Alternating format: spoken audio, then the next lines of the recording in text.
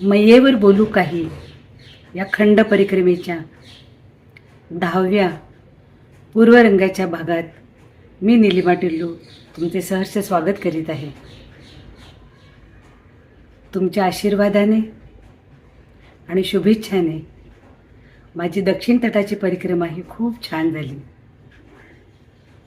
त्यातही परीक्षा बघण्याचे प्रसंग तर आलेच. मला वाटलं मी परीक्षेत पास होते की नाही, पण मैयेच्या कृपेने मी चांगल्या मार्काने उत्तीर्ण झाले. संकट आली, पण मैयाच्याच कृपेने ती पारही पडली.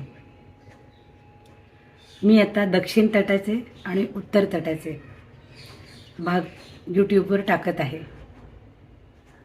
तुम्ही ते बघालच. लोभ आहेच, तसाच तो कायम राहो हीच मैयाच्या चरणी प्रार्थना. नर्मदे हर.